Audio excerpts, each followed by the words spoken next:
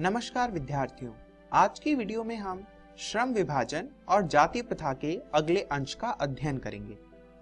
तो आइए शुरू करते हैं इस वीडियो को। इस वीडियो में आज हम सबसे पहले पिछले वीडियो में हमने क्या पढ़ा था उसके बारे में जानेंगे। इसके बाद हम तीसरे, चौथे और पांचवें अनुच्छेद की व्याख्या करेंगे, यानी बचे हुए पैराग्राफ्स को समझेंगे। इसके बाद इन पैराग्राफ को समझते हुए हम जाति के आर्थिक पहलुओं को जानेंगे। जाति के आर्थिक पहलुओं को जानने के बाद हम किस प्रकार एक आदर्श समाज का निर्माण कर सकते हैं उसके बारे में भी इसी वीडियो में चर्चा करेंगे। विद्यार्थियों, इस वीडियो को ध्यानपूर्वक देखिए।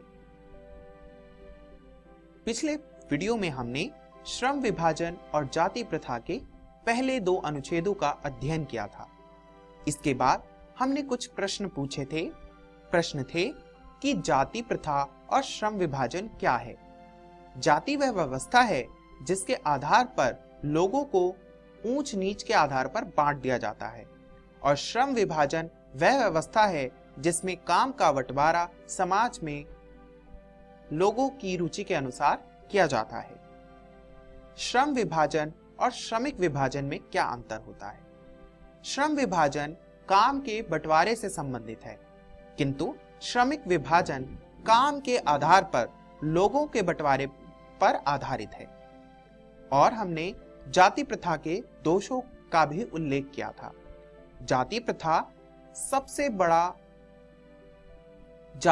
का सबसे बड़ा दोष यह है कि बचपन से ही कि व्यक्ति का जन्म से पहले ही पेशा निर्धारित कर दिया जाता है। अब आगे का पाठ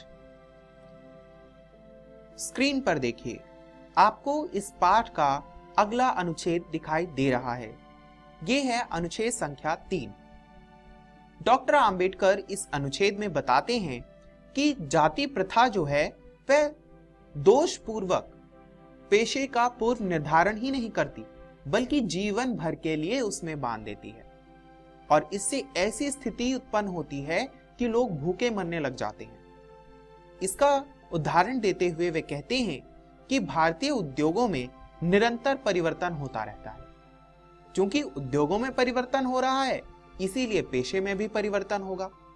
पर यहाँ पर पेशे में होने वाले परिवर्तन को जाति प्रथा स्वीकार नहीं करता, यानी जाति प्रथा में पेशे के परिवर्तन की अनुमति नहीं होती, जिससे एक भयंकर स्थिति का सामना व्यक्ति को करना पड़ता है, क्योंकि वह अपने पेशे को स्वयं नहीं चुन पाता, और जिस पेशे में उसको बांधा गया है उस पेशे को वह अनमाने ढंग से करता है, और इसीलिए उसे भूखे मरना पड़ता है।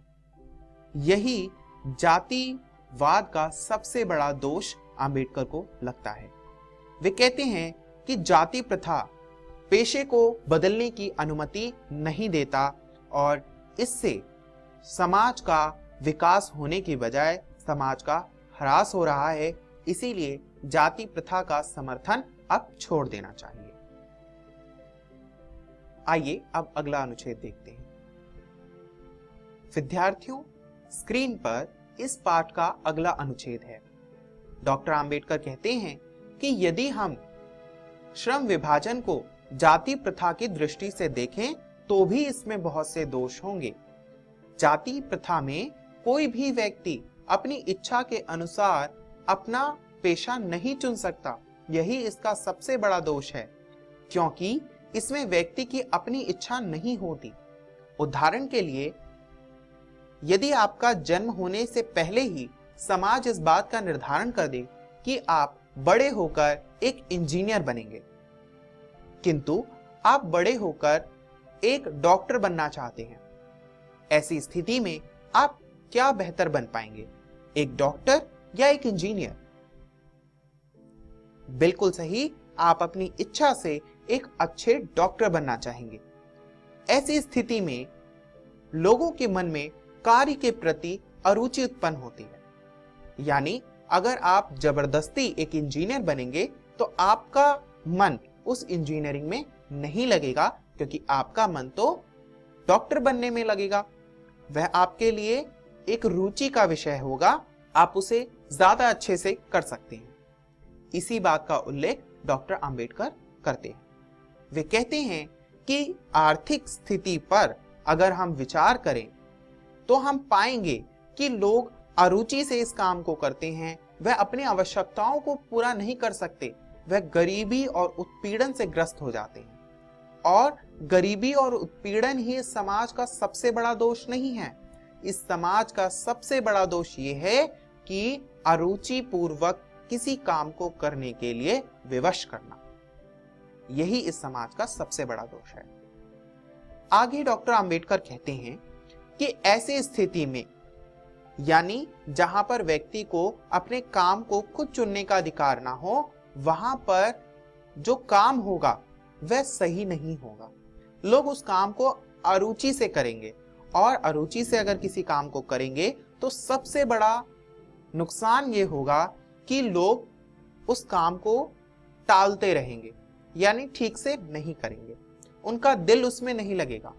हाँ, दिमाग से वह उस काम को जरूर कुछ हद तक कर सकते हैं, पर फिर भी उनका दिल और दिमाग उसमें नहीं लगेगा। वह इस बात को सिद्ध करते हैं कि वहां पर लोगों की अपनी शक्ति जो होती है, उनकी जो लाइफ स्किल होती है, उनकी जो क्रिएटिविटी होती है, उनकी जो रचनात्मकता होती है, वहां पर खत्म हो जाती है, क्योंकि उन्हें एक पूर्व निर्धारित पेशे में ही काम करना पड़ता है। विद्यार्थियों, आइए अगला अनुच्छेद देखते हैं। अगला अनुच्छेद है 5, जो कि पृष्ठ संख्या 3 पर है।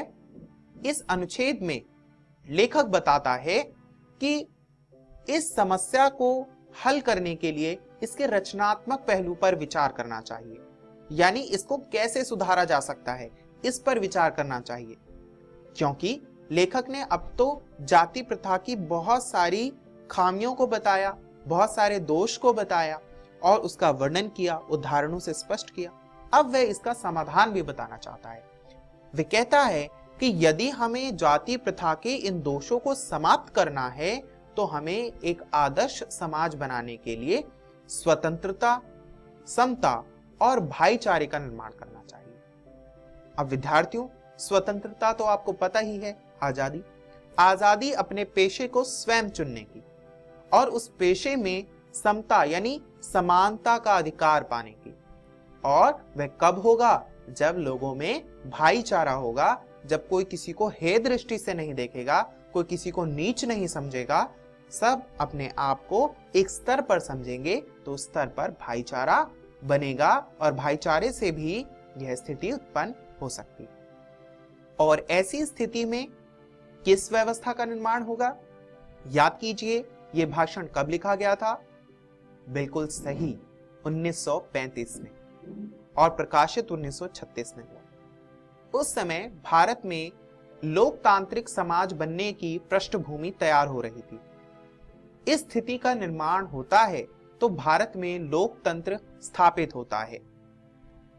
इसी लेख में डॉक्टर अंबेडकर अपने लोकतंत्र की परिभाषा देते हैं। वे कहते हैं कि लोकतंत्र मूलतः सामूहिक जीवनचर्या की एक ऐसी रीति तथा समाज के सम्मिलित अनुभवों के आदान प्रदान का नाम है। यानी एक ऐसी जीवनचर्या हो जो कि सभी के लिए उपयुक्त हो, सभी के लिए लाभकारी हो, सभी का उद्धार हो उससे, और सभी के अनुभव आपस में एक दूसरे को बांटे जाएं। यानी रिक्शा चलाने वाला पूंजी बेचने वाले को समझ पाए, पूंजी बेचने वाला विमान चालक को समझ पाए। ऐसी स्थिति में ही लोकतंत्र का निर्माण हो सकता है, ना कि ऐसी स्थिति में कि रिक्शा चलाने वाला अपने अनुभव तक ही सीमित हो जाए, पूंजी बेचने वाला अपनी ही स्थिति तक सीमित हो जाए और विमान चालक अपने ही अनुभवों तक सीमित हो जाए।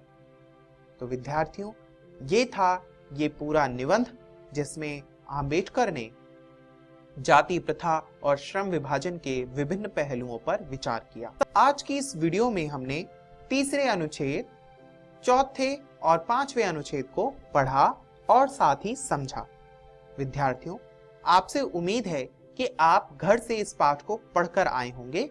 यदि आप नहीं पढ़ पाए हैं तो घर जाकर इस पाठ को जरूर पढ़ें, क्योंकि इस पाठ को पढ़ने से दोहराई तो होगी ही, साथ ही यह पाठ अच्छे से आपको समझ आ जाएगा। आइए अब कुछ प्रश्नों के उत्तर देते हैं। सबसे पहला प्रश्न है कि जाति प्रथा का सबसे बड़ा दोष क्या है। इसका वर्णन हमने इस पाठ में किया है, इस वीडियो में किया है। इसके बाद अगला प्रश्न है कि जाति प्रथा का आर्थिक पहलू क्या है, उसके क्या प्रभाव हैं, यानी आर्थिक स्तर पर जाति प्रथा किस तरीके से समाज को प्रभावित करती है और इस जाति प्रथा का क्या समाधान है। विद्यार्थियों, जब आप इस पाठ को पढ़ेंगे तो आपको इन सभी प्रश्नों के उत्तर सरलतापूर्वक मिल जाएंगे। इन प्रश्नों के उत्तर आपको अपनी कॉपी में लिखने हैं, साथ ही आपको अगले पाठ के लिए भी तैयार होकर आना है। इसीलिए आप अपनी पुस्तक गोधुली भाग 2 के पृष्ठ संख्या 6 से 11 पढ़कर आएं, जिससे आपको अगली वीडियो समझने में बहुत सुविधा हो। इस वीडियो को देखने के लिए बहुत बहुत धन्यवाद।